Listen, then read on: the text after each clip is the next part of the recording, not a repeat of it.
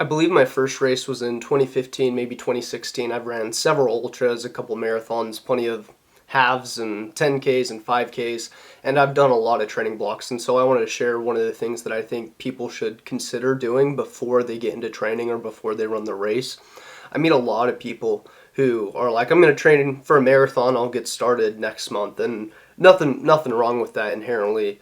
I'm trying to bring something up that might make it a little bit easier to get into running because I'm no stranger to starting a training block, feeling miserable. It feels like progress is slow, and as long as you're consistent and work through it, then I mean you'll start to see the return.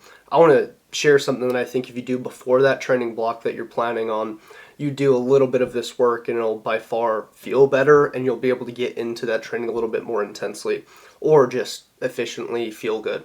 So I'm a big believer in zone 2 training, easy runs, and building a base. And if you're not familiar with that, it's when you're running in zone 1, zone 2, typically you build this aerobic base. And the wider that base is, the more fitness and volume you can stack on top by getting faster and also reducing injury risk, etc. Obviously, there's a lot of variables. But one of the things I want to point out is, sure, some races take 3 to 6 months to 12 months or however long to prepare for.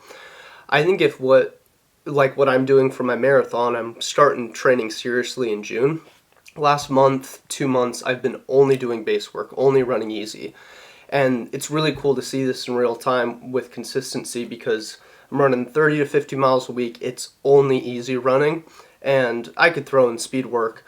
But when you go from like cold to jumping straight in a training block, you have to build that fitness up and you have to get used to things again and work through some form or mechanical issues or strength and whatnot.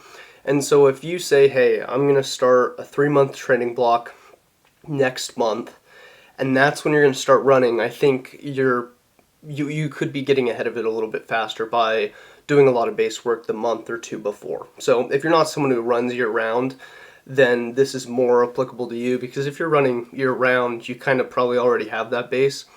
I just meet a lot of people who get started a couple months before the race. And again, there's nothing wrong with that.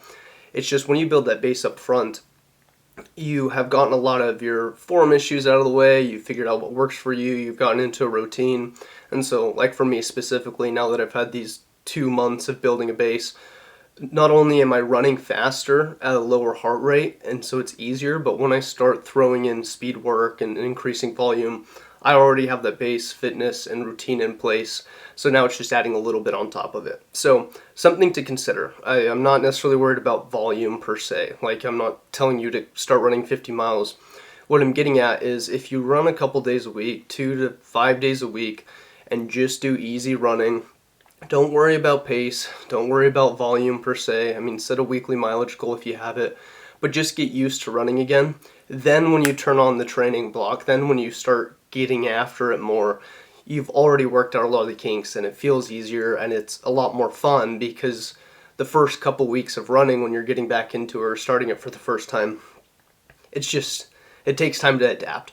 And so, yeah, run year round. I'm someone who does that. Like I'm a big believer in that. But if you're planning on a race like next year in the middle of 2026, why not start easier base running maybe towards the end of 2025 or a couple months before your official training block? I think it'll do you good. A different way to do this is maybe cross training. Maybe it's biking, swimming. Maybe you're just doing strength training. And that's helpful too. I'm all for that, especially if you need kind of an off season from running. That's totally fine. It's just nothing gets you better at running than actually running, right? So something to consider is just to start doing base work, and if you don't know your heart rate zones, I suggest you do some Google, YouTube work, ask ChatGPT for all I care, and try and find your heart rate zones. The best way to do that would to be get in a lab and get it actually tested and evaluated. There's a couple formulas to based on the type of heart rate zones, if you will. So I've seen go based off of max heart rate or lactate threshold or those type of things. And so I would just do some work and find out what works for you. I actually sent some workouts to someone I kind of know, and well, I know them. They don't really know me, but I submitted some runs and they calculated it for me, which was really nice. So something to consider, like I said, and I think you'll find that when you turn on the training block, you'll feel much better, and then you're not like warming up in your training block. You're already set, and now you can get a little bit more specific in speed work or whatever you're trying to incorporate. So if you like running, like fitness kind of stuff, that's what this channel is about. I just share from what I've learned, talk about my races, things I'm trying or learning. And if you like that stuff, consider subscribing. If not, I hope you got something out of this, and I hope I get to see you in another video sometime soon. Peace.